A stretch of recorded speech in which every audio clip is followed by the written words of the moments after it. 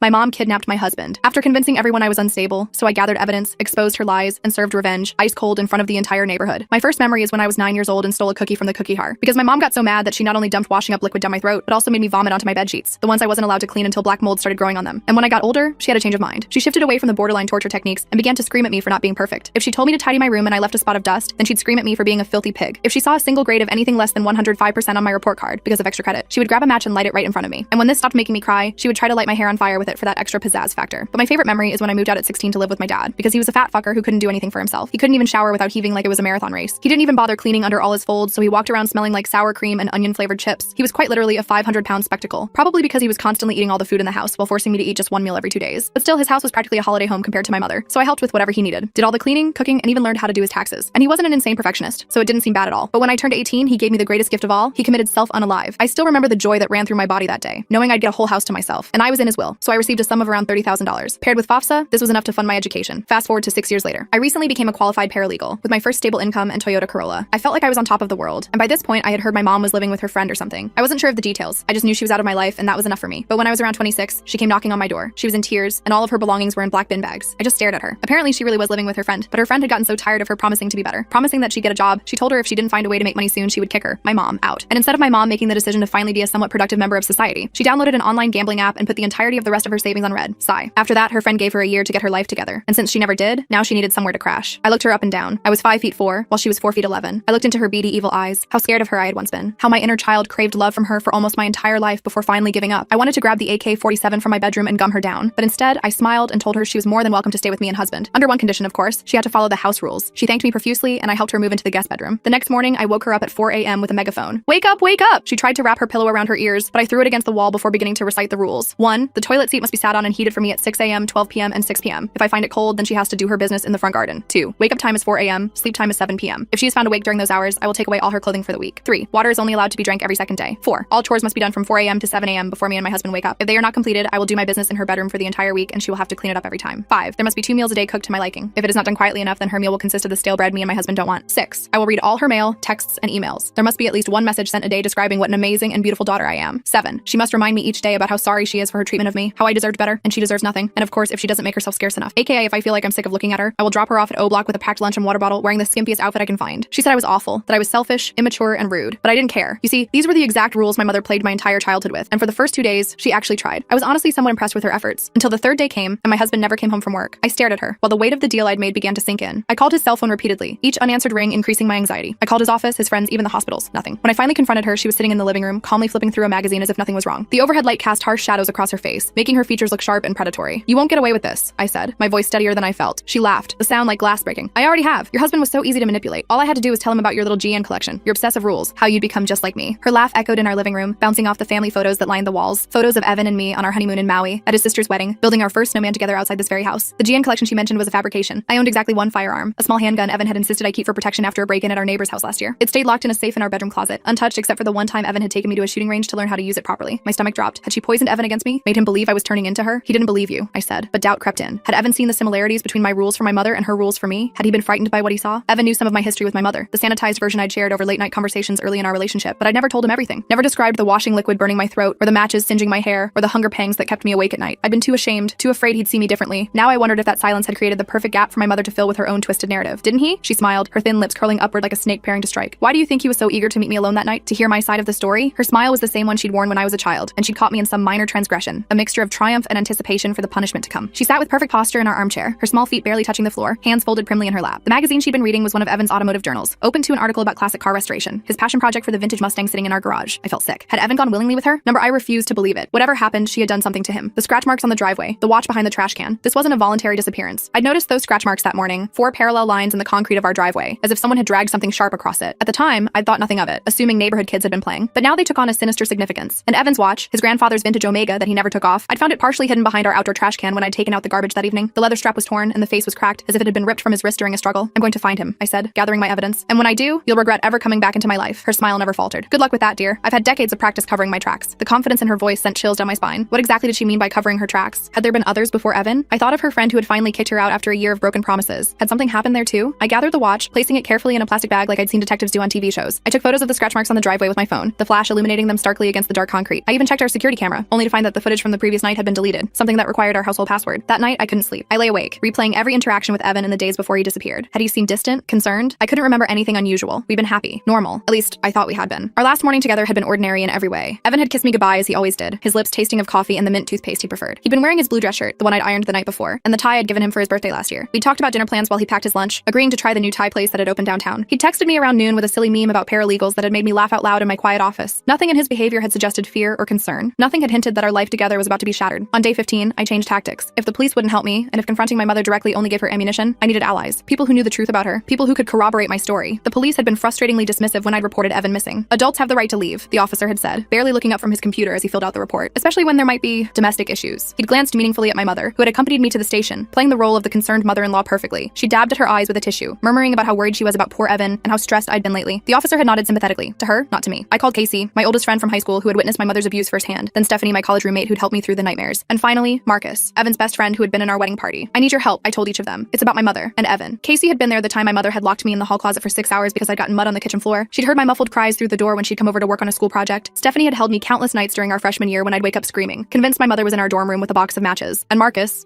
knew Evan better than anyone. They'd been friends since elementary school, had been roommates in college, had stood beside each other at their respective weddings. If anyone could help me figure out what had happened to Evan, it was these 3 people. They arrived that evening one by one, parking down the street as I'd instructed. I met them at the back door and led them to the basement, where I'd set up my laptop with all the evidence I'd gathered. Our basement was finished but rarely used, a relic from the previous owners who had envisioned it as a rec room. The walls were paneled in dark wood, and the carpet was a faded beige that had seen better days. I'd set up a card table in the center, surrounded by folding chairs borrowed from the garage. My laptop sat open, displaying a folder labeled evidence that contained photos, videos, and notes I'd compiled over the past 2 weeks. A corkboard leaned against the wall, covered with printouts, sticky notes, and red string connecting related items, a visual representation of my increasingly desperate investigation. Jesus, Marcus whispered as he watched the footage of my mother's late-night phone call, his broad shoulders tensing. You think she did something to Evan? The footage was grainy, captured by a nanny cam I'd hidden in a bookshelf after Evan disappeared. It showed my mother in our kitchen at 2 a.m., speaking intently into her cell phone, her voice too low to make out the words, but her body language animated and purposeful. At one point, she laughed, a chilling sound in the silent house, and nodded as if agreeing to something. The timestamp showed this was the night before Evan vanished. I know she did, I said, my voice hardening with certainty. Look at this. I showed them the journal entry, the credit card statement, the security footage from our neighbor's doorbell camera that caught a glimpse of my mother leading a stumbling figure to a car at 2 a.m. The journal entry was from my mother's personal diary, which I'd found hidden beneath the mattress in the guest room. Plan in motion, it read. He suspects nothing. Will be over soon. The credit card statement showed a purchase at a hardware store the day after she moved in. Items listed included duct tape, rope, and a prepaid cell phone. And the security footage, though blurry and distant, clearly showed 2 figures in our driveway in the middle of the night. One small and upright, my mother, the other larger and unsteady, Evan, moving toward a car I didn't recognize. Your mother was always a monster, Casey said, squeezing my hand, her green eyes filled with the same protective fury I remembered from high school. But this is beyond anything I imagined. Casey looked exactly as she had in high school, tall and athletic, with short blonde hair and intense green eyes that missed nothing. She'd been my defender then, the one person who would stand up to bullies on my behalf when I was too conditioned to submission to defend myself. She'd gone on to become a social worker, specializing in child abuse cases. The irony that she now sat in my basement, helping me deal with the same abuser all these years later, wasn't lost on either of us. We need to go to the police, Stephanie insisted, tucking her auburn hair behind her ear nervously. Stephanie was the cautious one of our group, always advocating for following proper channels and procedures. Her neat appearance, pressed slacks, and a buttoned cardigan despite the late hour, reflected her orderly mind. As a high school counselor, she dealt with troubled teens daily, always finding the right balance between empathy and authority. But even her professional composure was shaken by what I'd shown them. I tried, they didn't take me seriously, and she's right. She's been documenting everything I've done since she moved in. The rules, the megaphone, everything. She'll make me look unstable. I showed them the notebook I'd found in her room, filled with detailed accounts of my abusive behavior since she'd arrived. Each entry was dated and timed, describing how I'd tortured her with early wake-up calls, restricted her water intake, and subjected her to humiliating rules. She'd even taken photos of herself looking exhausted and tearful, carefully staged to maximize sympathy from whoever saw them. It was a masterclass in manipulation, one I should have expected from someone who had spent decades perfecting her techniques. Then we need to make her confess, Marcus said, his jaw set, or find Evan ourselves. Marcus stood with his arms crossed, his 6 feet 2 inches frame seeming too large for our basement. His dark beard was neatly trimmed, but his eyes were bloodshot from lack of sleep. He'd been searching for Evan on his own, I realized, even before I called. The gold band on his left ring finger caught the light as he gestured toward the evidence board. His wife Tara had texted me daily since Evan's disappearance, offering help and support. Now I understood why. Marcus had suspected something was wrong all along. We formulated a plan, simple but potentially effective. My friends would stay hidden, and I would invite my mother to the living room for tea. One by one, they would emerge, confront her with what they knew about her past abuse, and ask about Evan. The pressure, the unexpected witnesses, might be enough to make her crack. We rehearsed our timing, our positions, our questions. Casey would emerge first from the kitchen, then Stephanie from the hallway, and finally Marcus from the study. Each would block a potential exit route while adding another layer of pressure. We agreed on a safe word, pineapple, that any of us could use if things seemed to be escalating dangerously. I set up my phone to record the entire conversation, hiding it beneath a stack of magazines on the coffee table. That evening, I called my mother into the living room, the scent of chamomile wafting through the air. I thought we could have tea, I said, my voice deliberately light. Talk about old times. The chamomile tea had been Stephanie's suggestion. It has calming properties, she'd explained. Might make her more receptive. I'd arranged cookies on a plate, store-bought shortbread that my mother had always preferred, and used our best china, the set that had belonged to my grandmother. The living room was warm and inviting, with soft lamplight casting a golden glow over the comfortable furniture. To anyone looking in from outside, it would have appeared to be a normal evening. A mother and daughter enjoying a quiet moment together. She looked suspicious but sat down, her small frame perched on the edge of the sofa like a bird ready to take flight. What's this about? She was wearing clothes I'd never seen before, a pale blue blouse and navy slacks that must have been new. Her hair was neatly styled and she wore makeup, something she hadn't bothered with since arriving. She'd prepared for this conversation, I realized, just as I had. The thought sent a chill through me despite the warm room. I've been thinking about the past, I said, pouring her a cup, the amber liquid steaming in the delicate china I'd inherited from my father. About about how things were when I was growing up. The teapot was heavy in my hands, and I had to concentrate to keep it steady as I poured. The china had been one of the few personal items my father had kept after divorcing my mother, a family heirloom he'd insisted on taking with him. After his death, I'd found it carefully wrapped in tissue paper and stored in a box labeled for Mira in his messy handwriting. Using it now, with her, felt both wrong and right. A reclaiming of something that connected me to him rather than her. She stiffened. Ancient history. Her fingers twitched slightly as she reached for her cup, the only outward sign of her discomfort. Her nails were perfectly manicured. Another new development since she'd arrived. I wondered if she'd been preparing for this confrontation all along, or if she had other plans that required her to look presentable. Is it? Casey stepped into the living room, making my mother jump. Hello, Mrs. Adams. Remember me? I was there when you locked your daughter in the closet for getting an A- on her math test. Casey moved with the confident stride of someone who confronted abusers professionally. She positioned herself by the doorway to the kitchen, effectively blocking that exit. My mother's tea sloshed over the rim of her cup as she startled, leaving a small brown stain on her new blouse. My mother's face drained of color. What is this? For a moment, she looked her age. The carefully applied makeup couldn't hide the deep lines around her mouth and eyes, the thin skin of her neck, the age spots on her hands. Fear made her look older, smaller, more vulnerable. But I reminded myself that this was all part of her act. She was never more dangerous than when she appeared weakest. Just a reunion, Stephanie said, entering from the kitchen. I remember driving Mira to therapy after she had nightmares about you trying to set her hair on fire. Stephanie stood tall and professional, her counselor's demeanor in full effect. She carried a folder, empty, but my mother didn't know that, and wore an expression of clinical concern. She positioned herself near the hallway that led to the bedrooms, cutting off another escape route. You have no right, my mother began, but Marcus cut her off as he emerged from the hallway. Where's Evan? He asked, his voice cold. What did you do to my best friend? Marcus was the most intimidating of the three, tall and broad-shouldered, with a deep voice that carried authority. He stood with his arms crossed, his stance wide, taking up space in a way that made the room feel suddenly smaller. My mother's eyes darted to him, then to the front door, her last remaining exit, only to find it blocked by his imposing figure. My mother's eyes darted between them, calculating. For a moment, I thought our plan was working. She looked cornered, frightened. Then she laughed. It wasn't her usual laugh, the sharp, glass-breaking sound I'd grown to dread. This was different, lower, more controlled, almost amused. It was the laugh of someone who had just realized they held a winning hand in a game their opponent thought they were losing. How dramatic, she said, setting down her teacup with a steady hand. Bringing in your little friends to intimidate an old woman. Is this how you treat all your guests, Mira? Or just your mother? The tremor in her hands was gone now. She sat back on the sofa, suddenly at ease, crossing her legs and smoothing her slacks with a practiced gesture. The frightened, cornered look had vanished, replaced by something more calculating, more confident. She'd assessed the situation and decided it posed no real threat to her. We know what you did, I said, to me as a child, and now to Evan. My voice sounded thin and young to my own ears, lacking the strength I'd hoped to project. The familiar pattern was reasserting itself, her confidence growing as mine diminished. I gripped the arm of my chair, feeling the rough texture of the fabric against my palm, using the sensation to ground myself in the present rather than slipping back into childhood patterns of submission. You don't know anything, she snapped, standing up, and neither do your friends. They only heard your side of the story. The poor, abused daughter. Never the struggling single mother doing her best with a difficult child. She stood with perfect posture, suddenly seeming taller than her 4 feet 11 inches frame. Her voice took on the reasonable, slightly martyred tone she had always used with teachers, doctors, and social workers, the voice that had convinced so many professionals that I was the problem, not her. It was chilling how easily she slipped back into this role, how convincing she could sound even now. Mrs. Adams, Marcus said, stepping forward. Evan is missing. His watch was found in the garage. His credit card was used by you. These aren't stories. These are facts. Marcus held up his phone, displaying the credit card statement I'd shown them earlier. The screen's blue light illuminated his serious expression as he scrolled through the evidence we'd gathered. His voice remained steady and authoritative, cutting through my mother's performance with simple, undeniable facts. For a split second, something flickered across my mother's face. Fear? Guilt? But it was gone so quickly I might have imagined it. I'm tired, she announced. I'm going to bed, and when I wake up, I expect these people to be gone from my daughter's house. She brushed an invisible piece of lint from her sleeve, her movements deliberate and unhurried. The momentary crack in her facade had been sealed, plastered over with the same impenetrable confidence she'd always projected. She stood and straightened her blouse, adjusting the small pearl earrings I hadn't noticed earlier. She walked out, head high, leaving us staring after her. That didn't work, Casey said, deflated. Casey slumped into the chair my mother had vacated, running a hand through her short blonde hair in frustration. The confidence she displayed earlier had diminished, replaced by the same helpless anger I remembered from our high school days when she tried and failed to get authorities to take my situation seriously. No, I agreed. But did you see her face when Marcus mentioned the evidence? She's worried. I picked up my mother's abandoned teacup, noticing that she'd barely touched the liquid. The cookies remained untouched on their plate, perfectly arranged just as I'd left them. Even in this small detail, she denied me the satisfaction of accepting what I'd offered. Not worried enough, Stephanie said. Stephanie paced the living room, her practical low heels making soft thuds on the carpet. Her professional composure had slipped, revealing the worried friend beneath. She chewed her lower lip, a habit from college I hadn't seen in years, as she considered our failed plan. We need to follow her, Marcus suggested. She might lead us to Evan. Marcus was already checking his watch, calculating. His practical nature, the same quality that made him an excellent project manager at his engineering firm, was kicking in. Where our emotional appeal had failed, he was ready to shift to logistics and surveillance. That night, we took shifts watching the house. Casey took first watch, then Stephanie, then Marcus. I tried to sleep but couldn't, my mind racing with images of Evan in danger. I lay in our bed, the bed Evan and I had shared for 5 years, staring at the ceiling fan slowly rotating above me. The sheets still smelled faintly of his cologne, a woodsy scent I teased him about when we first met but had grown to love. The house creaked and settled around me, ordinary sounds that now seemed ominous. Every few minutes, I checked my phone for updates from whoever was on watch, the screen's harsh light momentarily blinding me in the darkness. Around 1:30 a.m., my phone buzzed with a text from Marcus. She's on the move. I threw on clothes and crept downstairs. Marcus was by the front window peering through the blinds. She just left, he whispered, walking, not driving. I pulled on a dark hoodie over my t-shirt and jeans, slipping my feet into sneakers without bothering with socks. My hair was a mess, but I didn't take time to brush it, just pulled it back into a hasty ponytail. Marcus was dressed entirely in black, looking more like a special ops agent than an engineer. He handed me a small flashlight, the beam already adjusted to its dimmest setting. Let's go, I said, grabbing my car keys, the metal cold against my palm. The night air was cool against my face as we stepped outside, carrying the scent of someone's fireplace and the jasmine that grew along our fence. The street was quiet, most houses dark except for porch lights and the occasional blue flicker of a television through curtained windows. My mother was already halfway down the block, a small figure moving purposefully through pools of streetlight and shadow. We followed at a distance, keeping to the shadows. My mother moved with purpose, checking over her shoulder occasionally but never spotting us. She walked for nearly 20 minutes, finally stopping at a 24-hour convenience store, its fluorescent lights casting an eerie glow on the empty parking lot. The convenience store was one I passed daily on my way to work but rarely entered. A small, somewhat dingy place that sold overpriced groceries and lottery tickets. Its harsh lighting spilled onto the cracked asphalt of the parking lot, creating sharp contrast between light and shadow. A single car was parked parked near the entrance, probably belonging to the bored cashier visible through the large front windows. My mother didn't approach the store's entrance, but instead skirted around the edge of the property. "Is this it?" Marcus whispered as we watched from across the street. "A snack run?" We crouched behind a parked car, its metal still warm from the day's heat. Marcus's breath was steady beside me, his training as a former college athlete evident in his controlled movements and measured breathing. My own heart pounded so loudly I was sure it must be audible. Each hit a painful thud against my ribs, but my mother didn't go inside. Instead, she walked around to the back of the building where a row of payphones stood, relics from another era that somehow still existed. "She's making a call," I said, straining to see. "That's why her phone never showed any suspicious calls. She's using payphones." The payphones were ancient. 3 metal booths lined up against the back wall of the store, partially illuminated by a flickering security light. I hadn't even realized they still worked in this age of cell phones. My mother stood at the middle one, her back to us, one hand pressed against her ear while the other gesticulated emphatically. Her small figure cast a long shadow across the cracked concrete. We were too far away to hear, but I could see her gesturing angrily, her free hand cutting through the air. The call lasted less than 2 minutes. Then she hung up and started walking again, this time in a different direction. She slammed the receiver down with such force that we could hear the plastic crack even from our hiding place. Then she stood for a moment, perfectly still, as if gathering herself. When she began walking again, her pace was faster, more determined, her shoulders set in a rigid line I recognized from childhood, the posture that meant she had made a decision and nothing would deter her. We followed her for another 10 minutes until she reached a small self-storage facility, the kind with roll-up metal doors and minimal security. She punched a code into the keypad at the entrance and slipped inside. The storage facility was surrounded by a chain link fence topped with barbed wire, its entrance illuminated by a single security light that cast more shadows than it dispelled. The sign above the gate, "Secure Store 24/7 Access," was missing several letters, the remaining ones glowing dimly in faded neon. Beyond the gate, rows of identical metal doors stretched into the darkness, their padlocks glinting occasionally when caught by the light. "We need to get in there," I said, my heart racing. "The gate needs a code," Marcus pointed out. I tugged at the gate experimentally, the metal cold and unyielding against my fingers. The keypad glowed green in the darkness, waiting for the 4-digit code that would grant access. I tried my birthday again, 1493, but the light remained stubbornly red. My mother had used a different code here. I studied the facility. The fence was about 8 feet high, topped with barbed wire, but at one corner, a large dumpster stood against the fence. "There," I said, pointing. "We can climb on that and get over." The dumpster was overflowing with cardboard boxes and construction debris, creating an unintentional staircase that reached almost to the top of the fence. The smell of rotting garbage and wet cardboard wafted toward us as we approached, making my stomach turn. A rat scurried away from the base of the dumpster as we drew near, its eyes reflecting the dim light before it disappeared into the darkness. We made our way around the block, approaching the dumpster from the back alley. Marcus gave me a boost, and I scrambled onto the dumpster, then carefully maneuvered over the fence, avoiding the barbed wire. Marcus followed, his height making it easier for him. The metal of the dumpster was slick with dew, making it treacherous to climb. I slipped once, scraping my palm on the rough edge, feeling the sharp sting and the warm trickle of blood. The fence swayed slightly under my weight as I balanced at the top, carefully swinging my legs over to avoid the barbed wire. The drop to the other side was longer than I expected, and I landed awkwardly, twisting my ankle slightly. Marcus landed beside me with more grace, immediately pulling me into the shadow of the nearest storage unit. Inside, we crouched low, moving between the rows of storage units. The facility was dark, with only a few security lights casting long shadows. "Which one is she in?" Marcus whispered. The storage units stretched in identical rows, their metal doors reflecting the minimal light. Numbers were painted on each door, 100, 101, 102, continuing down the row. We moved cautiously, our footsteps sounding unnaturally loud on the concrete despite our efforts to be silent. The air smelled of dust and metal and something else, a faint chemical odor I couldn't identify. I didn't know, but then I saw a faint light spilling from under one of the doors about halfway down the row. We crept closer, staying in the shadows. Through a small gap between the door and the ground, I could see movement. My mother's shoes pacing back and forth, then another pair of shoes, men's shoes, not moving. "Evan," I breathed, my heart pounding against my ribs. The light was dim, probably from a battery-powered lantern or flashlight, but it was enough to see the shoes clearly. My mother wore her practical walking shoes, the ones she'd arrived in. The men's shoes were brown leather Oxfords, Evan's favorite pair, the ones he wore to important meetings. They were scuffed now, the polish dulled, but unmistakably his. They remained stationary while my mother's moved around them, her small feet taking quick, agitated steps. We needed to see inside. The units on either side were dark and locked, but the one directly across had its padlock hanging open. "In here," I whispered, pulling Marcus into the unlocked unit. The unlocked unit's door rolled up with a soft rumble that seemed deafening in the quiet facility. We froze, waiting to see if the sound had alerted my mother, but the movement of feet continued uninterrupted in the unit across the way. Relieved, we slipped inside, carefully lowering the door behind us until only a small gap remained at the bottom for light and air. It was empty except for some broken furniture and old boxes, but most importantly, it had a small vent near the ceiling that looked into the adjacent units. Marcus gave me a boost, and I peered through the vent into my mother's unit, the smell of dust and mildew filling my nostrils. The vent was covered with a metal grate, but several of the slats were bent or missing, creating gaps large enough to see through. The metal was cold against my face as I pressed close, straining to see into the dimly lit unit across the narrow corridor. Dust tickled my nose, and I had to fight the urge to sneeze as I positioned my eye at the largest opening. What I saw made my blood run cold. Evan was there, sitting on a folding chair, his hands bound behind him. He looked thin and exhausted, with several days' growth of beard, but he was alive. My mother stood in front of him, speaking in low, angry tones I couldn't quite make out. Evan's usually immaculate appearance was gone. His clothes were wrinkled and stained, his hair matted on one side as if he'd been sleeping on a hard surface. His face was gaunt, with dark circles under his eyes and a cut on his cheekbone that had scabbed over, but his eyes were alert, following my mother's movements with wary attention. The storage unit itself was mostly empty except for the chair Evan sat on, a small table with the lantern, and what looked like a sleeping bag rolled up in one corner. I shifted, trying to hear better, and my foot slipped. I grabbed the wall to steady myself, but my hand hit one of the boxes, sending it crashing to the floor. The sound echoed through the quiet facility. The box contained what felt like books or photo albums, heavy objects that made a substantial thud when they hit the concrete floor. The sound seemed to bounce off every metal door, amplified in the quiet night. I froze, my body rigid with fear, as Marcus quickly lowered me from my perch. My mother stopped talking mid-sentence. "What was that?" I heard her say clearly. Her voice carried easily through the thin walls of the storage units, sharp with suspicion and alarm. There was a moment of complete silence, as if the entire facility was holding its breath along with us. "Stay here," my mother's voice commanded. "Make a sound, and I'll make sure she suffers before she dies." The casual cruelty in her voice was familiar, the same tone she'd used when threatening me as a child. But hearing her threaten to kill me as an adult sent ice through my veins. This wasn't just about control anymore. This was about elimination. Footsteps approached our hiding place. The door to our unit creaked open. Light spilled in as my mother peered inside, a flashlight in her hand. We had hidden behind a stack of boxes, and for a heart-stopping moment, the beam of light passed right over our hiding spot. The flashlight beam swept across the unit methodically, illuminating dust motes floating in the air and the decrepit furniture pushed against the walls. I could see my mother's small feet from our hiding place, her sensible shoes now dusty from the storage facility floor. She took 2 steps into the unit, the flashlight beam bouncing as she moved. Marcus and I pressed ourselves against the wall, hardly daring to breathe as the light came closer to our hiding spot, but she didn't see us. After what felt like an eternity, she closed the door again. Just some rats, I heard her say as she returned to her unit. Her footsteps receded, followed by the sound of her storage unit door rolling open and then closed again. The metallic click of the padlock engaging seemed unnaturally loud in the silence that followed. Marcus and I remained frozen in our hiding place, waiting to be certain she wasn't coming back. We waited, hardly daring to breathe, until we heard her unit door roll shut and the padlock click into place. Then we crept out and back to the fence. "We need to call the police now," Marcus said once we were safely back on the street. "We have proof. We saw him." We had made our way back over the fence the same way we'd entered, though the return journey seemed more difficult. My muscles ached from tension, and my scraped palms stung as I gripped the metal fence. Once back on the street, we moved quickly away from the storage facility, not slowing until we were several blocks distant. Marcus pulled out his phone, his finger hovering over the emergency call button. "And tell them what?" I asked. "That we broke into a storage facility and peeped through a vent? She'll be gone with him before they even get a warrant." The frustration in my voice was palpable. We had found Evan, alive, thank God, but we were still trapped in the same impossible situation. My mother was too clever, too prepared. She had contingency plans for her contingency plans, and she had already poisoned the well with the police, making me appear unstable and vindictive. Then what do we do? I thought of Evan, bound and helpless, of my mother, threatening to make me suffer before killing me. The familiar cold fear I'd lived with as a child washed over me, but this time it was followed by something else. Resolve. Standing under the harsh glow of a streetlight, I felt something shift inside me. The paralyzing fear that had been my constant companion since childhood receded, replaced by a clarity I'd never experienced before. My mother had taken so much from me, my childhood, my sense of safety, nearly my sanity. I would not let her take Evan too. "We get him out ourselves," I said. "Tonight." The words hung in the night air between us, simple but profound. Not a plea for help, not a desperate hope, but a statement of intent, a decision. Marcus studied my face for a long moment, then nodded once firmly. He understood. This was no longer about following rules or proper procedures. This was about survival. We returned to the house and woke Casey and Stephanie. I explained what we'd seen and what we needed to do. "This is insane," Stephanie said. "We should call the police." Stephanie sat at my kitchen table, her hands wrapped around a mug of coffee she'd made but wasn't drinking. Her professional demeanor had completely dissolved, replaced by genuine fear. The kitchen clock showed 3:15 a.m. and the harsh overhead light emphasized the exhaustion on all our faces. "And risk her hurting Evan or disappearing with him?" I shook my head. "We know where he is now. We can get him out." I paced the kitchen as I spoke, unable to remain still. The adrenaline from our discovery still coursed through my system, making my movements jerky and my thoughts race. On the counter lay the items we'd gathered: flashlights, a first aid kit, bolt cutters Marcus had found in our garage, and the car keys to Casey's SUV, which we decided would be best for transporting Evan if he was injured. "How?" Casey asked. I laid out my plan. It was risky, but it could work. We would wait until my mother left for her usual 4 a.m. chore time. Then, while she was busy in the house, the four of us would go to the storage facility, break into the unit, and rescue Evan. The plan was simple by necessity. We had limited time and resources. Casey would drive, with Stephanie navigating. Marcus and I would handle the actual break-in, using the bolt cutters on the padlock. We'd bring water and energy bars for Evan, plus a blanket in case he was cold or in shock. The first aid kit contained basic supplies that might be needed if he was injured beyond what we'd seen. "What about your mother?" Marcus asked. "She'll know it was you." Marcus leaned against the kitchen counter, his arms crossed over his chest, his expression serious. He changed into dark clothes again, practical for our mission, but also somewhat intimidating. His question cut to the heart of our dilemma. Even if we rescued Evan tonight, my mother would still be a threat. "Let her," I said, my voice hard. "Once Evan is safe, we'll have all the evidence we need to put her away for good." I met each of their gazes in turn, letting them see my determination. This wasn't just about rescuing Evan anymore. It was about ending my mother's hold over me once and for all, about finally standing up to the monster who had terrorized my childhood and now threatened my adult life, about reclaiming my power. We waited, tense and silent as the hours crept by. At 3:55 a.m., right on schedule, my mother's door opened. I watched through the hidden camera as she made her way to the kitchen to begin her morning chores, her movements mechanical and precise. The hidden camera, a small device disguised as a smoke detector, showed my mother in her robe and slippers, her hair neatly braided for sleep. She moved with the efficiency of someone who had been following the same routine for days, heading straight to the kitchen where she would begin preparing breakfast and cleaning. She seemed completely unaware that anything was amiss, that her captive had been discovered, that her carefully constructed plan was about to unravel. "Now," I whispered to my friends who were waiting by the back door. We slipped out into the pre-dawn darkness and piled into Marcus's car, which we'd parked around the corner. We moved silently through the dewy grass of the backyard, staying close to the fence where shadows were deepest. Casey led the way, her athletic grace making her movements nearly soundless. Stephanie followed, then me, with Marcus bringing up the rear, constantly checking behind us to ensure my mother hadn't spotted our escape. The night air was cool and damp, carrying the scent of wet grass and distant rain. The streets were empty as we drove to the storage facility, the same code box glowing green at the entrance. "We need that code," Casey said. Casey had parked the SUV a block away from the storage facility, its dark blue color blending into the pre-dawn shadows. We approached on foot, moving quickly but cautiously, alert for any sign of my mother or her mysterious male accomplice. The storage facility looked exactly as it had hours earlier, quiet, dimly lit, surrounded by its chain link fence topped with barbed wire. I remembered watching my mother punch it in. "I think it's 1437, I said, uncertain. "Or maybe 1473. I closed my eyes, trying to visualize my mother's fingers on the keypad. The memory was blurry. I'd been focused on her face, not her hands, when we followed her earlier, but I'd glimpsed the movement, 4 quick taps in a pattern that seemed familiar somehow. Marcus tried the first combination, nothing. He tried the second. The light turned green, and the gate began to slide open. "How did you know?" Stephanie asked as we drove in. "It's my birthday," I said grimly. January 4th, 1993. The realization sent a chill through me. Even in this, her secret storage unit where she kept my husband captive, she couldn't help but use a number connected to me. It was a twisted kind of possessiveness, a way of marking everything in her life with my existence. The gate slid open with a mechanical hum, revealing the rows of identical storage units stretching into the darkness. We parked near the unit and approached cautiously. The padlock was sturdy. We'd need bolt cutters or a key. "Check under the mat," Casey suggested. People always hide keys there. Casey's suggestion seemed absurd in the context. This wasn't a suburban home, but a secure storage facility. Yet there was indeed a small rubber mat in front of the unit, the kind used to wipe feet before entering. It seemed out of place among the industrial surroundings, a domestic touch that felt jarring. "This isn't a suburban home," I started to say, but Marcus was already lifting the small rubber mat in front of the unit. Underneath was a key. "Unbelievable," he muttered, picking it up. The key was attached to a small plastic tag with the unit number written in my mother's neat handwriting. It was so obvious, so careless, that it momentarily stunned us all. After all her careful planning, all her manipulations, she had resorted to the most basic hiding place imaginable. Perhaps she'd never expected anyone to track her to this location, or perhaps, more chillingly, she hadn't planned on needing to return many more times. The lock opened with a click that seemed impossibly loud in the quiet facility. Marcus and I rolled up the door while Casey and Stephanie kept watch. Evan was still there, slumped in the chair, his eyes closed. For a terrible moment, I thought we were too late, and his chest rose and fell with a shallow breath. The storage unit was dimly lit by a battery-powered lantern placed on a small folding table. The space was mostly empty except for Evan's chair, the table, and a sleeping bag rolled up in one corner. The air inside was stale and carried a faint chemical smell. Chloroform, I realized with a sick feeling. The walls were bare metal, and the concrete floor was stained in places with substances I didn't want to identify. Evan, I whispered, rushing to him. Evan, it's me. His eyes fluttered open, unfocused at first, then widening with recognition. Mira? His voice was a hoarse croak. His skin was clammy under my touch, his usually healthy complexion now pale and waxy. His wrists were raw where the ropes had chafed them. Dried blood crusted around the edges of the wounds. His clothes, the same ones he'd been wearing when he disappeared, were wrinkled and stained with sweat and what looked like food spills. But his eyes, when they focused on me, were clear and alert, filling with a mixture of relief and disbelief. We're getting you out of here, I said, working at the ropes binding his wrists while Marcus cut the ones around his ankles. Your mother, he mumbled. She said you sent her, that you wanted to teach me a lesson. His words sent a fresh wave of rage through me. Of course she would tell him that. The perfect way to destroy his trust in me, to isolate him completely. I could imagine her spinning the tale, making it seem like I was punishing him for some imagined transgression, using the same manipulative tactics she'd employed throughout my childhood. She lied, I said fiercely. I've been looking for you since you disappeared. I cupped his face in my hands, forcing him to meet my eyes, willing him to see the truth there. His skin was rough with stubble, his cheeks hollowed from lack of proper nutrition. But underneath the physical changes, he was still my Evan. Still the man who had loved me through nightmares and panic attacks, who had held me when memories of my childhood became too much to bear alone. Once freed, Evan tried to stand but stumbled. He was weak from dehydration and hunger. Marcus and I supported him between us as we made our way back to the car. We need to get him to a hospital, Stephanie said, looking at Evan's condition with concern. Evan's legs buckled as we helped him walk, his muscles weak from days of being bound to the chair. His breathing was labored and he winced with each step, suggesting injuries we couldn't see beneath his clothing. Stephanie walked ahead of us, constantly checking around corners to ensure our path remained clear. Casey had brought the SUV as close as possible to the unit, its engine running quietly, ready for a quick escape. Not yet, I said. My mother will check the hospitals first when she realizes he's gone. We need somewhere safe. The thought of my mother finding us at the hospital sent panic through me. I could picture her arriving in tears, telling the staff she was Evan's mother-in-law, that I was unstable and dangerous. She would be convincing. She always was. And in his weakened state, Evan would be vulnerable, unable to defend himself or contradict her story. My place, Casey offered. It's on the other side of town. She doesn't know where I live. Casey's apartment was in a secure building with a doorman and security cameras, features she'd insisted on as a single woman living alone in the city. It was also in an area my mother was unlikely to know or visit, far from our usual haunts, the perfect temporary sanctuary while we figured out our next steps. We drove there in tense silence, constantly checking the rearview mirror for signs of pursuit. Evan drifted in and out of consciousness in the back seat, his head resting on my shoulder, his familiar scent now mingled with sweat and fear. The city was beginning to wake up around us. Early commuters heading to work, delivery trucks making their rounds, street sweepers clearing the previous day's debris. Casey drove carefully, avoiding main roads where possible, taking a circuitous route to her apartment. Evan's weight against my shoulder was both comforting and concerning. I was relieved to have him physically present after 2 weeks of desperate searching, but alarmed by his weakened condition. At Casey's apartment, we helped Evan to the couch and gave him water and some leftover soup that Casey heated up. Color slowly returned to his face as he ate. What happened? I asked gently. How did she get you? Casey's apartment was warm and inviting, decorated in soft blues and grays with comfortable furniture and good lighting. She brought extra blankets for Evan, tucking them around him with the practiced care of someone used to helping others. The soup was simple chicken noodle, but Evan ate it like it was a gourmet meal, his hands shaking slightly as he held the spoon. Evan took a shaky breath. She called me at work, said you were having some kind of breakdown, that you'd threatened her with a GN. She sounded so scared, so convincing. She asked me to meet her at that storage place to talk about getting you help. His voice grew stronger as he spoke, the warm food and water reviving him. He sat up straighter on the couch, the blanket pooled around his waist, his eyes more focused now. The cut on his cheekbone looked worse in the bright light of Casey's apartment, deeper than I'd initially thought, with signs of infection around the edges. My stomach twisted. Of course she'd use my mental health against me, just like she always had. When I got there, Evan continued, she was crying, saying she was afraid for her life. Then someone hit me from behind. When I woke up, I was tied to that chair. He rubbed the back of his head as he spoke, wincing slightly. I gently parted his hair, finding a raised lump and dried blood where he'd been struck. The injury wasn't bleeding anymore, but it would need proper medical attention soon to prevent complications. Someone? I repeated. There was someone else? Evan nodded weakly. A man. I never saw his face clearly. He came by a few times, but your mother did most of the talking. The hesitation in his voice made my heart ache. What had she said to him during those long days of captivity? What poison had she dripped into his ears about me? About our marriage? About our future? The man he mentioned must be the same one who had argued with my mother earlier. The one who had walked out, apparently unwilling to escalate to murder. The way he hesitated made my skin crawl. Did she hurt you? Evan looked away. She wanted information about our finances, the house deed, your father's will. When I wouldn't tell her, she'd leave me without water for a day. His reluctance to meet my eyes told me there was more, worse things he wasn't ready to share. But even what he admitted was horrifying enough. She had tortured my husband for information about money, about property. The casual cruelty of withholding water, a basic human need, was so familiar from my own childhood that it made my stomach churn with remembered thirst. Rage boiled inside me. She hadn't just taken Evan to hurt me, she wanted everything I had. My husband, my home, my father's legacy. She wanted to erase me completely. The realization crystallized in my mind with perfect clarity. This wasn't just about control or punishment. This was about complete annihilation, erasing me from existence and stepping into my life as if I had never been. Taking my husband, my home, my financial security, becoming me in a twisted way, while disposing of the original, the ultimate expression of the possessiveness that had characterized her parenting. We need to record your testimony, I said, pulling out my phone. Everything she did, everything she said. We'll take it to the police. My hands were steady as I set up the recording, finding strength and purpose. This would be evidence, irrefutable proof of what my mother had done. No more dismissals from skeptical officers, no more being painted as the unstable one. Evan's testimony would validate everything I'd been saying, everything I'd experienced. Evan nodded, and I started recording as he recounted the details of his captivity. When he finished, I stopped the recording and sent it to all 4 of our email accounts for safekeeping. What now? Marcus asked. Your mother will realize he's gone soon. The sky outside Casey's apartment was lightening, the first pale streaks of dawn appearing on the horizon. Time was running out. Soon my mother would finish her morning chores and expect me to emerge from my bedroom at 7 a.m. When she discovered both Evan and I were missing, she would know her plan had failed. What would she do then? I checked the time. Kali ainda mupudu. She would be finishing the morning chores, expecting me to wake up at 7 a.m. as usual. I need to go back, I said. The words fell into the room like stones, creating ripples of shock on my friends' faces. Casey stopped mid-motion, a fresh glass of water for Evan suspended in her hand. Stephanie's eyes widened in alarm. Marcus stepped forward as if to physically prevent me from leaving. What? No! Evan grabbed my hand, his grip surprisingly strong for his weakened state. She's dangerous. She'll hurt you. His fingers tightened around mine, warm and familiar despite the ordeal he'd been through. His eyes, though tired, were intense with concern. The same look he'd given me when I told him about my childhood, when he'd promised nothing like that would ever happen to me again. The irony wasn't lost on me. If I'm not there when she expects me, she'll know something's wrong. She'll run. We need to keep her thinking everything's normal until the police can arrest her. My logic was sound, but I understood their fear. I was proposing to walk back into the lion's lion's den, to face the woman who had threatened to cull me just hours earlier. But it was our best chance to end this permanently, to ensure she faced consequences for her actions rather than disappearing to plot another attack. Then I'm coming with you, Marcus said. I shook my head. Stay with Evan. Keep him safe. I'll be fine. Marcus stood with his arms crossed, his stance wide and solid, the same protective posture he'd adopted when we confronted my mother earlier. He was Evan's oldest friend, his best man at our wedding, the person who knew him better than anyone except me. If I couldn't stay to protect Evan myself, Marcus was the next best option. At least take this, Casey said, handing me a small canister of pepper spray, just in case. The pepper spray was small enough to fit in my palm, its metal surface cool against my skin. Casey demonstrated how to use it. Thumb on the safety, aim for the eyes, spray in a quick burst, then run. A simple defense, but potentially effective if I needed those crucial seconds to escape. I hugged Evan carefully, mindful of his injuries. I'll be back soon, I promised, with the police. His body felt thinner in my arms, but his embrace was still strong. Still Evan. He smelled of Casey's soap now. She'd given him a washcloth to clean up while the soup was heating, but underneath was the familiar scent that meant home to me. I pressed my face against his neck for a moment, drawing strength from his presence before pulling away. Marcus drove me back to my neighborhood, dropping me off a block away from my house. I walked the rest of the way, rehearsing my performance in my head. Act normal. Pretend nothing has changed. The neighborhood was quiet in the early morning light, sprinklers turning on in perfectly manicured lawns, newspapers waiting on doorsteps. My footsteps seemed unnaturally loud on the sidewalk as I approached our house. My house, I reminded myself, not hers, never hers. The pepper spray was a reassuring weight in my pocket as I climbed the porch steps, inserted my key in the lock, and stepped inside. The house was quiet when I slipped back in through the back door. I could hear my mother in the kitchen, humming as she prepared breakfast, just like a normal, loving mother would. The sound made my skin crawl. The tune she hummed was vaguely familiar, something she used to sing when I was very young, before the abuse escalated. The normality of it was jarring after everything that had happened. The kitchen smelled of coffee and bacon, warm and inviting. She had set the table for two, with placemats and cloth napkins, as if this were a pleasant family breakfast, rather than a charade masking kidnapping and threats of murder. I went upstairs to my bedroom and messed up the bed to make it look like I'd slept there. Then I took a quick shower, letting the water run loudly enough for her to hear. The shower helped wash away the night's tension, the hot water soothing my aching muscles. I scrubbed thoroughly, as if I could wash away not just the physical dirt, but the memory of the storage unit, the sight of Evan bound to that chair, the sound of my mother threatening to call me. I dressed in clean clothes, jeans and a simple blouse, comfortable shoes I could run in if necessary. The pepper spray went into my pocket, easily accessible. At exactly 7 a.m., I came downstairs, schooling my features into a neutral expression. Good morning, my mother chirped, setting a plate of eggs on the table. Sleep well? She looked fresh and well-rested, wearing a floral blouse I'd never seen before and neat slacks. Her hair was styled, her makeup perfect. Nothing in her appearance suggested she had spent part of the night threatening a captive in a storage unit. The disconnect between her pleasant demeanor and the reality of her actions was dizzying. Fine, I said, sitting down. The eggs looked perfect, as always. I wondered if they were poisoned. The eggs were scrambled with cheese and chives, just the way I liked them as a child. Toast was buttered and cut into triangles, arranged neatly on a separate plate. Orange juice filled a crystal glass that caught the morning light, sending small rainbows dancing across the tablecloth. The domestic perfection of it all was surreal after the night's events. I was thinking, she said, sitting across from me with her own plate, maybe we could ease up on some of those rules. You know, now that I've shown I can follow them. She took a small bite of her eggs, chewing delicately, watching me over the rim of her coffee cup. Her eyes were calculating despite her casual tone. She was testing me, I realized, seeing if I knew anything, if I suspected anything. The rules had served their purpose, documenting my abuse while giving her freedom to act. Now she was ready for the next phase of her plan. I stared at her, amazed by her audacity. She was planning something. Maybe she thought Evan would never be found, that I'd eventually give up looking and accept whatever story she spun about his disappearance. We'll see, I said non-committally, pushing the eggs around my plate without eating. I couldn't bring myself to eat food she had prepared, not after everything. Each time I lifted my fork, I imagined her hands adding something to the eggs. Poison, sedatives, something to make me compliant or worse. The pepper spray in my pocket pressed against my thigh, a small comfort in this surreal breakfast scene. Not hungry? She asked, her eyes sharp. Just tired. I lied. Didn't sleep well. I forced myself to take a small bite, then another, fighting against my instinct to refuse anything she offered. The eggs tasted normal, delicious even, but each swallow was an effort. I kept my expression neutral, matching her performance with one of my own. Two could play at this game of pretend normality. You should eat, she insisted. Keep your strength up. The way she said it sent chills down my spine, like she was fattening me up for slaughter. There was something almost predatory in the way she watched me eat, as if measuring my strength, calculating how much fight I had left in me. I wondered what she had planned for today. Would she try to lure me to the storage facility as she had Evan? Or did she have something else in mind? Something that would happen here in the house where neighbors might hear if I screamed? I'll eat later, I said, standing up. I need to get ready for work. Her smile faltered. Work? But it's Saturday. For a moment, genuine confusion crossed her face. She hadn't expected this deviation from routine. Saturday was supposed to be a day at home, where she could monitor me, control me, perhaps implement whatever she had planned next. My announcement had disrupted her schedule. Emergency at the office, I improvised. I'll be back this afternoon. I grabbed my purse and keys, feeling her eyes boring into my back as I headed for the door. The weight of her gaze was almost physical, like pressure between my shoulder blades. I resisted the urge to run, to show any sign that I knew what she had done. Instead, I walked calmly, keys jingling in my hand, the picture of a professional woman heading to an unexpected workday. Outside, I took a deep breath of fresh air, fighting the urge to run and never look back. Instead, I drove straight to the police station. This time, I wasn't leaving without being heard. The morning air was crisp and clean, carrying the scent of freshly cut grass from the neighbor's yard. Birds sang in the maple tree that shaded our driveway, oblivious to the human drama unfolding below them. I got into my car, the silver Corolla that had once represented my freedom, and started the engine, watching the house in my rearview mirror until I turned the corner. Only then did I allow myself to breathe normally, to let my hands shake on the steering wheel, to acknowledge the fear that had been my constant companion since my mother's return. The same officer who had taken my missing person report was at the desk. He looked up with recognition and a hint of annoyance. Ma'am, we're still looking into your husband's case, but as I explained, Officer Jenkins, I remembered his name now, was in his mid-50s with salt and pepper hair and the slightly weary expression of someone who had seen too much of human nature's darker side. His desk was cluttered with paperwork, coffee cups, and framed photos of what I assumed were his children. He had been polite but dismissive when I'd first reported Evan missing, clearly categorizing it as a domestic dispute rather than a genuine emergency. I found him, I interrupted, placing my phone on the desk, and I have evidence that my mother kidnapped him and held him captive. My voice was steady, my gaze direct. I was no longer the frantic wife reporting a missing husband. I was a witness to a crime, with evidence to support my claims. The change in my demeanor seemed to register with Officer Jenkins, whose expression shifted from annoyance to cautious interest. That got his attention. I played Evan's recorded testimony, watching the officer's expression change from skepticism to concern. Where's your husband now? He asked when the recording finished. As Evan's voice filled the small space between us, describing his captivity in detail, Officer Jenkins's posture changed. He sat up straighter, his eyes focused on my phone, his hand reaching for a notepad. By the time the recording ended, he was already on his feet, signaling to a colleague across the room. Safe, I said, with friends. He needs medical attention, but we were afraid my mother would find him at a hospital. all. I didn't mention Casey's apartment specifically, still cautious about sharing too much information that might somehow get back to my mother. The memory of her network of payphones and secret storage units made me wary of how far her reach might extend. And your mother? Where is she? At my house. She doesn't know that I know. The words felt strange leaving my mouth, a simple summary of a situation so complex and twisted that it defied easy explanation. How could I convey the years of abuse, the careful manipulation, the calculated cruelty that had led to this moment? How could I make them understand the danger she posed, not just to Evan, but to me? The officer called his superior, and soon I was sitting in an interview room with two detectives, going through everything again. I showed them the footage from my hidden cameras, the photos of my mother's journal, the credit card statement, everything. The interview room was small and utilitarian, with beige walls and a simple table with 4 chairs. Detective Ronan Gray was tall and thin with intense blue eyes that missed nothing. His partner, Detective Maria Sanchez, was shorter with a no-nonsense manner that somehow put me at ease. They listened without interrupting as I went through my evidence, occasionally exchanging glances but reserving judgment. This is substantial, Detective Ronan Gray said, reviewing the evidence. But we'll need to speak with your husband directly. Detective Gray spread the evidence across the table, printouts of credit card statements, screenshots from security cameras, photos of the storage unit. His long fingers traced connections between items, his expression thoughtful. Detective Sanchez took detailed notes, her handwriting neat and precise despite the speed at which she wrote. I can take you to him, I offered. But please, my mother can't know. She has someone helping her, a man. If she realizes Evan is free, she might run, or worse. The thought of my mother discovering Evan's rescue before the police could apprehend her sent fresh waves of anxiety through me. What would she do if cornered? Who else might she hurt in her desperation to escape consequences? The mysterious man who had helped her. Who was he? And might he return despite their argument? The detectives exchanged looks. We'll send officers to your house now to bring her in for questioning, Detective Gray said. In the meantime, Officer Young will accompany you to your husband's location. Detective Gray made a call, his voice low and urgent as he requested officers for what he termed a high-risk apprehension. Detective Sanchez explained that Officer Young would accompany me to ensure both my safety and the proper handling of evidence. Young was a female officer, she noted, experienced in dealing with domestic violence cases. Relief washed over me. Finally, someone was listening. Finally, my mother would face consequences for her actions. Officer Young and I drove to Casey's apartment. On the way, I called Marcus to let him know we were coming. But when we arrived, the apartment was empty. They were just here, I said, panic rising in my throat. I don't understand. Casey's apartment showed signs of hasty departure. A half-empty glass of water on the coffee table, blankets crumpled on the couch where Evan had been sitting, a first aid kit open on the kitchen counter. But no Casey, no Stephanie, no Marcus, no Evan. The silence was oppressive, broken only by the soft hum of the refrigerator and the distant sound of traffic outside. Officer Young was on his radio immediately, calling in the situation. I tried calling Marcus, Casey, Stephanie. No one answered. My phone buzzed with a text. Unknown number. I warned you what would happen if you crossed me. Now they'll all pay. Attached was a photo of Evan, Marcus, Casey, and Stephanie, all bound and gagged in what looked like a basement, my basement. The photo was dimly lit, but clear enough to see their faces, all 4 conscious, all 4 terrified. They sat in a row against the wall of my basement, bound to chairs with what looked like duct tape. Evan's injuries were visible even in the poor lighting, the cut on his cheek now an angry red. Casey's eye was swollen, suggesting she had fought back. Marcus and Stephanie looked dazed, perhaps drugged. Behind them, partially visible, was the water heater I recognized from my own basement. She has them, I whispered, showing Officer Young the text. At my house. Officer Young's professional demeanor cracked slightly, her eyes widening as she saw the image. She was on her radio again immediately, her voice urgent as she reported the development. Multiple hostages confirmed at the Adams residence. Suspect is armed and dangerous, requesting immediate backup and hostage negotiation team. More officers arrived, including the detectives I'd spoken with earlier. They showed me photos of my house, the front door standing open. No sign of my mother or the officer sent to question her. We need to approach carefully, Detective Gray said. If she has hostages, this is now a high-risk situation. The photos showed my house surrounded by police vehicles, their lights flashing silently in the morning sun. Officers in tactical gear positioned themselves around the perimeter, weapons drawn but held at ready positions. My quiet suburban street had been transformed into something from a television crime drama. Neighbors watching from behind hastily closed curtains or standing in small clusters at a safe distance. Let me talk to her, I pleaded. She wants me. That's all she's ever wanted. I knew my mother better than anyone. I understood her patterns, her motivations, her weaknesses. If anyone could reach her, could convince her to release her hostages without violence, it was me. The thought terrified me, but the alternative, a violent confrontation with 4 innocent people in the crossfire, was unthinkable. Absolutely not, the detective said firmly. We're calling in the hostage negotiation team. Detective Gray's expression was sympathetic but unyielding. He explained that trained negotiators had protocols for these situations, techniques that had been proven effective. Allowing me to speak with my mother would only give her what she wanted, me, vulnerable and within her reach. It would make the situation more volatile, not less. But I knew my mother. She wouldn't negotiate. She wouldn't surrender. She would hurt the people I loved just to punish me, just like she always had. My mother operated on a different logic than most people. Conventional approaches wouldn't work with her. She didn't care about her own safety or freedom. She cared about control, about power, about making me suffer. A negotiator offering her safe passage or reduced charges would have no leverage because those weren't the things she valued. The only currency that mattered to her was pain, specifically my pain. While the police set up a perimeter around my house and tried to establish contact, I slipped away. There was another way into my house, through the old storm cellar that connected to the basement. My father had shown me the entrance, hidden behind the garden shed when I first moved in with him. The police had established roadblocks at both ends of my street, with officers positioned around the house itself, but they didn't know about the neighbor's yard that backed up to mine, separated only by a low fence that was mostly hidden by overgrown rhododendron bushes. While they focused on the front and back entrances, I circled around through 3 adjacent properties, staying low and out of sight. The police had the front and back covered, but they didn't know about this entrance. I made my way through neighboring yards, staying low and out of sight until I reached my backyard. The shed stood undisturbed, exactly as it had for years. Behind it, partially covered by overgrown bushes, was the storm cellar door. The shed was a small wooden structure my father had built years ago, now weathered to a silvery gray. Behind it, almost completely hidden by the sprawling branches of an old rhododendron, was the storm cellar door, 2 slanted wooden panels that opened outward, leading to concrete steps below. The hinges were rusted, the wood warped from years of exposure to the elements. My father had shown me this entrance when I first moved in, explaining it was a relic from when the house was built in the 1940s, before modern basement access became standard. It creaked as I pulled it open, the sound making me wince. I paused, listening for any reaction from inside the house. Nothing. The creak seemed deafening in the tense silence, a high-pitched protest of metal against metal that surely must have alerted everyone within hearing distance. I froze, half expecting to hear shouts or footsteps, but there was only the distant sound of police radios and the occasional car passing the roadblocks at the end of the street. The tunnel was dark and smelled of damp earth. I used my phone's flashlight to guide my way, moving as quietly as possible. At the end was another door that opened into a corner of the basement behind the old water heater. I could hear voices now, my mother's, sharp and angry, and a man's, lower and calmer. I couldn't make out the words, but the tone was clear. They were arguing. The tunnel was narrow and low-ceilinged, forcing me to crouch as I moved forward. The earthen walls were supported by ancient wooden beams that creaked ominously ominously above my head. The air was thick with the smell of soil and mildew, making each breath an effort. My phone's flashlight cast eerie shadows that seemed to move independently of my progress. After about 20 feet, the dirt floor gave way to concrete steps leading up to a wooden door, the entrance to my basement. I peered around the water heater. The basement was dimly lit by a single bulb hanging from the ceiling. Evan, Marcus, Casey, and Stephanie were tied to chairs in the center of the room, just as in the photo. My mother paced in front of them, a kitchen knife in her hand. The man stood by the stairs, his back to me. He was tall and broad-shouldered, wearing a dark jacket. The scene was like something from a nightmare. My friends and husband bound and helpless. My mother stalking back and forth before them like a predator deciding which prey to consume first. The knife in her hand caught the light as she gestured, its blade reflecting the single bulb overhead. Evan's eyes were alert despite his injuries, following my mother's movements carefully. Casey had indeed been struck. Her left eye was swollen shut, a dark bruise spreading across her cheekbone. Stephanie and Marcus sat rigidly in their chairs, their expressions a mixture of fear and defiance. This wasn't the plan, the man was saying. Kidnapping 4 people? Are you insane? The man's voice was deep and resonant with a slight accent I couldn't place. He stood with his back to me, his posture tense, hands clenched at his sides. His dark jacket was expensive looking, out of place in the dusty basement. From my hiding place, I could see only his profile, a strong jaw, straight nose, dark hair cut short at the neck. They know too much, my mother hissed. They found him. They know what we did. My mother's face was flushed with anger, her movements jerky and unpredictable as she paced. She looked smaller in the basement's dim light, but somehow more dangerous, like a cornered animal ready to lash out at anything that moved. The knife in her hand seemed to be an extension of her arm, moving with her as naturally as if she'd been born holding it. That's your problem, the man said. I'm out. He turned toward the stairs, and I got my first clear look at his face. I didn't recognize him, but something about him seemed familiar. The shape of his nose, the set of his jaw. His face was handsome in a conventional way. Strong features, clear eyes, the kind of face that wouldn't stand out in a crowd but would be considered attractive. There was something in his bone structure that nagged at me, a familiarity I couldn't place. Had I seen him before? Was he someone connected to my mother's past or mine? You can't leave, my mother said, her voice rising. We had a deal. You help me get rid of her, and you get half of everything. Her voice took on a wheedling quality I recognized from childhood, the tone she used when trying to manipulate someone into doing what she wanted. It was strange to hear it directed at someone other than me, to watch her tactics from the outside rather than experiencing them firsthand. Half of what? A house? Some savings? It's not worth murder charges. The man's dismissive tone clearly angered my mother. He spoke to her as if she were a child having a tantrum rather than a dangerous woman holding 4 people hostage. His confidence suggested he didn't truly fear her, despite the knife in her hand and the hostages bound before them. It's more than that, my mother insisted. Her father left her everything. The house, the money, the land upstate. It's worth millions. My mother's voice took on a dreamy quality as she spoke of this imagined wealth, her eyes unfocused as if seeing the riches she believed existed. The knife lowered slightly as her attention shifted from her immediate surroundings to the fantasy she had constructed. Land upstate. My father didn't own any land upstate. What was she talking about? The confusion momentarily distracted me from the danger of the situation. My father had left me the house and his modest savings, approximately $30,000, most of which had gone toward my education. There had never been any mention of land upstate or hidden millions. Was this another of my mother's delusions, or had my father kept secrets I never discovered? The man shook his head. You're delusional. I'm calling this off. He started up the stairs, but my mother moved with surprising speed. She grabbed his arm, pulling him back. You're not going anywhere, she snarled. You're in this as deep as I am. Your DNA is all over that storage unit. Her small hand clutched his sleeve with surprising strength, her nails digging into the fabric of his jacket. The knife in her other hand came up, not quite threatening him directly, but positioned where he couldn't ignore it. Her face was contorted with rage, all pretense of reasonableness abandoned. The man wrenched his arm free. Touch me again, and I'll break your neck. He towered over her, his physical advantage obvious as he looked down at her with contempt. There was no fear in his expression, only disgust and impatience, as if she were an unpleasant task he regretted undertaking. His hand moved to his pocket, perhaps reaching for a phone or a weapon of his own. My mother's face contorted with rage. She raised the knife, but the man was faster. He caught her wrist, twisting until she dropped the weapon with a cry of pain. You're on your own, he said, shoving her away. He turned and continued up the stairs. The knife clattered to the concrete floor, the sound echoing in the basement. My mother stumbled backward from the force of his shove, nearly falling before catching herself against the wall. Her face registered shock before transforming into pure hatred. Her small features twisted into something barely recognizable as human. My mother scrambled for the knife, her movements frantic. You ungrateful bastard, she screamed after him. After everything I've done for you. She lunged for the knife, her fingers closing around the handle with desperate intensity. Her screams were primal, filled with a rage that seemed to transcend the immediate situation. Whatever relationship existed between her and this man, it clearly went deeper than a simple criminal partnership. The man paused at the top of the stairs, looking back with contempt. You've never done anything for anyone but yourself. He opened the door and disappeared. Moments later, I heard the front door open and close. His parting words hung in the air, a simple truth that seemed to cut through my mother's defenses more effectively than any physical attack could have. For a moment, she seemed frozen by his assessment, her face slack with something that might have been hurt before hardening again into determination. My mother stood alone in the basement, breathing heavily, the knife clutched in her hand. Then she turned to her captives, her face a mask of cold fury. Well, she said, approaching Evan. Looks like it's just us now. She moved toward Evan with deliberate slowness, the knife held loosely at her side. Her expression had changed, the frantic rage replaced by something colder, more calculated. She reached out with her free hand to touch his face, a parody of a gentle caress that made him flinch away despite his restraints. I had to act. If I waited for the police to find the storm cellar, it might be too late. I looked around for a weapon and spotted an old baseball bat leaning against the wall near me. I grabbed it, took a deep breath, and stepped out from my hiding place. The bat was my father's, left behind like so many of his possessions when he died. It was solid wood, worn smooth from years of use, heavier than I remembered from the few times he'd tried to teach me to play. My palms were sweaty as I gripped it, my heart pounding so loudly I was sure everyone must hear it. But there was no time for fear. Evan's life, all their lives, depended on me acting now. Get away from him, I said, my voice steady despite the fear coursing through me. I stepped fully into the light, the bat raised to shoulder height, my stance wide and balanced as if I were preparing to swing at a fastball. The basement fell silent except for the soft hum of the water heater behind me. 4 pairs of eyes, Evan's, Casey's, Stephanie's, and Marcus's, widened with a mixture of hope and alarm at my appearance. My mother whirled around, her eyes widening in shock. You, she hissed. How did you get in here? She spun to face me, the knife now raised defensively. For a moment, she looked genuinely surprised, her carefully constructed plans disrupted by my unexpected entrance. Then her expression shifted, calculation replacing shock as she assessed this new development. Put down the knife, I said, advancing slowly, the bat raised. It's over, Mom. The police are outside. They know everything. I moved forward one careful step at a time, keeping the bat between us, my eyes never leaving the knife in her hand. Behind her, I could see Evan struggling against his bonds, trying to free himself now that her attention was diverted. Casey was doing the same, her athletic frame straining against the duct tape that bound her to the chair. She laughed, a high, brittle sound. They don't know anything, and neither do you. Her laugh echoed in the basement, bouncing off the concrete walls and low ceiling. It was the same laugh I remembered from childhood, the one that preceded some new cruelty, some fresh torment. But this time, I wasn't a helpless child. This time, I was ready. Lying? She repeated, her grip on the knife tightening. You want to talk about lies? How about the lie your father told you? That he loved you? That he wanted you? Her words were designed to hurt, to distract, to make me doubt myself. The same tactics she'd used throughout my childhood. She took a step toward me, the knife held at waist height, her small frame tense with potential energy ready to explode into motion. I faltered, confused. What are you talking about? Despite my resolve, her words found their target. My father had been neglectful, yes, but I'd never doubted that in his way, he had loved me. He had rescued me from her, had given me a home free from active abuse, had left me everything he had when he died. What lie was she referring to? He never wanted you, she spat. He left because he couldn't stand to look at you. You reminded him too much of me. The only reason he took you in was guilt. Guilt and the money. She advanced another step, her eyes never leaving mine, the knife moving in small circles as if seeking an opening. Her words poured out in a torrent now, as if she'd been waiting years to deliver this particular poison. Money? What money? My confusion was genuine. My father had never been wealthy. He'd worked as a manager at a local factory before his weight made it impossible for him to continue. Our house had been modest, our lifestyle simple. What money could she possibly be talking about? The trust fund, she said, as if it should be obvious. Your grandfather's money. The millions he left for you when you turned 21. The money your father was supposed to manage until then. She spoke with absolute conviction, her eyes bright with a fervor that suggested she truly believed what she was saying. Was this the delusion that had driven her actions? The belief that somewhere, somehow, there was a fortune with my name on it? I stared at her, trying to process what she was saying. There's no trust fund. Dad left me the house and about $30,000. That's it. My grandfather, my father's father, had died when I was an infant. I had no memories of him, and my father had rarely spoken of him. The idea that he had left me millions was absurd. If such money had existed, surely I would have known about it by now. My mother's face twisted with rage. He stole it. He took your inheritance and hid it. That's why I came back, to get what's rightfully ours. Her delusion was complete, I realized. In her mind, there was a vast fortune that my father had somehow concealed, money that should have come to me but that he had kept for himself. And in her twisted logic, this justified everything. The kidnapping, the threats, the violence. All to reclaim what she believed was rightfully ours. There's nothing to get, I said, but doubt crept in. My father had always been secretive about finances. Could there have been money I didn't know about? For a moment, I allowed myself to consider the possibility. My father had been a private man, keeping much of his life compartmentalized. There were boxes in the attic I had never opened, papers I had never read. Could there be truth in what she was saying? Had he hidden money that should have come to me? This was just another of my mother's manipulations, another lie to justify her actions. Even if there was, I said, it would be mine, not yours, never yours. I pushed the doubt away, focusing on the immediate threat. Whether or not there was hidden money was irrelevant now. What mattered was protecting Evan and my friends, stopping my mother before she could hurt anyone else. The bat felt solid in my hands as I adjusted my grip, preparing for whatever came next. Everything you have should be mine, she screamed, her composure finally cracking. I suffered for you. I sacrificed for you. And what did I get? Nothing. While you live in this house with your perfect husband and your perfect job, her voice rose to a shriek, echoing in the confined space of the basement. Spittle flew from her lips as she screamed, her face contorted with a rage that seemed to consume her entirely. In that moment, she was fully revealed, not the calculating manipulator or the wounded victim, but a creature of pure destructive envy. She lunged at me, the knife slashing through the air. I jumped back, swinging the bat instinctively. It connected with her arm, and she cried out in pain, the knife clattering to the floor. I kicked it away, keeping the bat between us. The bat connected with a sickening thud, the impact traveling up my arms and into my shoulders. My mother's scream was more rage than pain as she stumbled backward, clutching her arm. The knife skittered across the concrete floor, disappearing under the water heater. For a moment, we both stared at the spot where it had vanished, then at each other. The dynamic between us irrevocably changed. It's over, I repeated. You've lost. I stood my ground, the bat still raised defensively, my breathing steady despite the adrenaline coursing through my system. Behind my mother, I could see that Evan had managed to loosen his bonds slightly, his wrists working against the duct tape. Casey had tipped her chair toward Marcus, and they were working together somehow, though I couldn't see exactly what they were doing. For a moment, she looked small and old and defeated. Then her eyes hardened, and she smiled. That same cold smile I remembered from childhood. Have I? She asked softly. Look around you, Mira. Look at what you've become. Her smile was chilling, the same expression she'd worn when I was a child, and she'd caught me in some minor transgression that would lead to disproportionate punishment. It was a smile that said she knew something I didn't, that no matter what happened next, she had already won some victory I couldn't yet see. I didn't need to look. I knew exactly what I'd become. I'd become strong enough to stop her, strong enough to protect the people I loved. I'm nothing like you, I said. The words were as much for myself as for her, a declaration of independence, a rejection of the legacy of abuse she had tried to pass down to me. I had broken the cycle. I had refused to become the monster she was. Even my rules, my attempt at poetic justice, had been a temporary measure born of shock and anger, not the systematic cruelty that defined her existence. Aren't you? She countered. The rules, the punishments, the control. You're more like me than you want to admit. She took a step toward me, her hands empty but somehow more threatening for it. Her words probed for weakness, for doubt, for the insecurities she had spent a lifetime cultivating in me. This was her true weapon, not the knife, but the poison of self-doubt she could inject with a few well-chosen words. Before I could respond, the basement door burst open, and police officers poured down the stairs, GNs drawn. Police! Freeze! The room was suddenly filled with movement and noise. Officers in tactical gear descending the stairs, shouting commands, their weapons trained on my mother. Light flooded the basement as more officers appeared at the storm cellar entrance behind me, having discovered the hidden access I had used. My mother raised her hand slowly, that smile still playing on her lips. She attacked me, she said, her voice suddenly trembling. My own daughter. She's unstable, just like her father. The transformation was immediate and complete, from raging kidnapper to frightened victim in the space of a heartbeat. Her hands trembled as she raised them, her posture shrinking, her voice taking on the quaver of an elderly woman confused by sudden violence. It was a performance I had seen countless times before, one that had fooled teachers, doctors, and social workers throughout my childhood. The officers approached cautiously, one moving toward me, the other toward my mother. Put down the bat, ma'am, the officer said to me. I lowered it slowly, never taking my eyes off my mother. The bat felt suddenly heavy in my hands, the adrenaline that had sustained me beginning to ebb. My arms ached, my legs trembled, but I remained standing, unwilling to show weakness while my mother could still see me. Check on them, I said, nodding toward Evan and my friends. They need medical attention. My voice sounded strange to my own ears, calm and authoritative despite the chaos around us. The officer nodded, signaling to his colleagues who moved quickly to the hostages, cutting their bonds and checking their injuries. Evan's eyes found mine across the room, filled with relief and something else, pride. More officers came down, followed by Detective Gray. They secured my mother, handcuffing her despite her protests of innocence. Paramedics arrived to tend to the hostages. Are you all right? Detective Gray asked me as my mother was led upstairs. Detective Gray's expression was a mixture of concern and admiration as he approached me. Behind him, paramedics were attending to Evan and my friends, checking vital signs, applying preliminary first aid to visible injuries. The basement was now brightly lit by portable lights the police had brought in, the scene taking on an almost surreal quality after the dim confrontation moments before. I watched her go, her back straight, her head high, still playing the role of the dignified victim. Even now, even after everything, she thought she could manipulate her way out of this. My mother walked between two officers, her small frame somehow managing to convey injured dignity despite the handcuffs. She didn't look back at me, but her posture spoke volumes. The set of her shoulders, the precise placement of each step. She was already planning her next performance, I knew. Already crafting the story she would tell to lawyers, to judges, to anyone who would listen. I will be, I said. The words were simple but honest. I wasn't all right now. How could I be, after everything that had happened? But I would be. For the first time in my life, I truly believed that. My mother was in custody. Evan was safe. The truth was finally coming to light. The long nightmare of her influence was ending. As they untied Evan, he looked up at me, his eyes filled with relief and love and something else, understanding. He had seen the darkness in my family now. He had experienced firsthand what my childhood had been like. Evan's wrists were raw from the duct tape, blood seeping from where he had struggled against his bonds. A paramedic was cleaning the cut on his cheek, applying antiseptic that made him wince slightly, but his eyes never left mine, steady and warm despite the ordeal he had endured. In those eyes, I saw no judgment, no fear of what I might become, only love, and the shared knowledge of what we had survived together. I'm sorry, I whispered as I knelt beside him. I'm so sorry she dragged you into this. I reached for his hand, careful to avoid the areas the paramedic was treating. His fingers curled around mine, warm and solid and real. After 2 weeks of fear and uncertainty, the simple touch was overwhelming. Proof that he was here, that he was alive, that we had survived. He shook his head weakly. Not your fault, he managed to say. Never your fault. His voice was hoarse but firm, the words carrying the weight of absolute conviction. In that moment, I felt something long broken inside me begin to heal. The guilt I had carried, for bringing my mother back into our lives, for exposing Evan to her cruelty, began to lift under the steady gaze of his understanding. I helped him to his feet, supporting him as we made our way upstairs. Outside, the street was filled with police cars and an ambulance, lights flashing in the early morning sun. Neighbors stood on their lawns, watching with undisguised curiosity. The bright sunlight was jarring after the dim basement, making me squint as we emerged into the day. Our quiet suburban street had been transformed. Police tape cordoned off our yard, officers directed traffic around the emergency vehicles, neighbors clustered in small groups, watching the drama unfold. Mrs. Patel from next door caught my eye and gave me a small, sympathetic nod. The Johnsons from across the street stood on their porch in bathrobes, coffee mugs in hand, their expressions a mixture of concern and fascination. My mother sat in the back of a police car, her face visible through the window. As we passed, her eyes met mine one last time. The police car was parked directly under the maple tree in our front yard, dappled sunlight playing across its roof. Through the window, I could see my mother sitting perfectly upright, her hands now cuffed in front of her, her expression composed. As our eyes met, I expected to feel something. Fear, anger, even pity. But there was nothing. The power she had held over me for so long had finally completely broken. There was no remorse there. No recognition of the pain she had caused. Only cold calculation, already planning her next move. Her eyes were exactly as I remembered from childhood. Dark, watchful, evaluating. There was no trace of the trembling victim she had portrayed for the police, nor of the raging kidnapper from the basement. This was the real woman beneath the performances. Calculating, patient, utterly self-interested. I could almost see the thoughts moving behind those eyes, the strategies forming, the lies being constructed. But it didn't matter. Whatever she planned, whatever lies she told, I knew the truth now, and I was finally free of her shadow. The realization settled over me with surprising lightness. For so long, I had carried the weight of her influence, the fear, the self-doubt, the constant vigilance. Now, watching her through the police car window, I understood that her power had always been an illusion. She was just a small, damaged woman whose only talent was for causing pain, and I had outgrown her. As the paramedics helped Evan into the ambulance, I turned back to look at my house, the house my father had left me, the home I had built for myself. It would never be the same after this, but maybe that was okay. Maybe it was time to start fresh, somewhere new, somewhere without the weight of the past pressing down on every corner. Our house stood as it always had. The blue shutters I'd painted last spring, the flower beds I'd planted along the front walk, the porch swing Evan had installed on our first anniversary. But now it seemed different, tainted by the violence that had occurred within its walls. The home I had created with such care, such hope for a normal life, now felt like just another stage for my mother's manipulations. Ma'am? A paramedic touched my arm. Would you like to ride with your husband? The paramedic was young, probably just a few years out of training, with kind eyes and a gentle manner. He held the ambulance door open, waiting for my decision. Inside, I could see Evan on a stretcher, an IV already in his arm, an oxygen mask over his face. Casey, Stephanie, and Marcus were being attended to by other paramedics, their injuries being assessed and treated. I nodded, climbing into the ambulance beside Evan. As the doors closed, I caught one last glimpse of my mother through the police car window. The ambulance interior was bright and sterile, the air heavy with the smell of antiseptic and plastic. I sat on a narrow bench beside Evan's stretcher, taking his hand carefully between mine. His fingers curled weakly around mine, and he tried to smile beneath the oxygen mask. The paramedic moved efficiently around us, checking monitors, adjusting the IV flow, recording vital signs on a clipboard. She was watching me, her expression unreadable. Then the ambulance pulled away, and she disappeared from view. Through the small rear windows of the ambulance, I watched my street recede, the police cars with their flashing lights, the neighbors still standing in clusters, my house growing smaller in the distance, and in one of those police cars, becoming just a tiny dot before disappearing entirely, was my mother. For the first time in my life, I was truly leaving her behind. The ambulance turned a corner, and everything vanished from sight. I looked down at Evan, at our intertwined hands, at the future we still had together despite everything my mother had done. The road ahead would be difficult. Recovery, police statements, probably a trial, but we would face it together, free from the shadow that had haunted my entire life. As the ambulance sped toward the hospital, I felt something I hadn't experienced since childhood, hope, uncontaminated by fear. Whatever came next, my mother's power was broken. The cycle of abuse had ended, and I was, at last, free.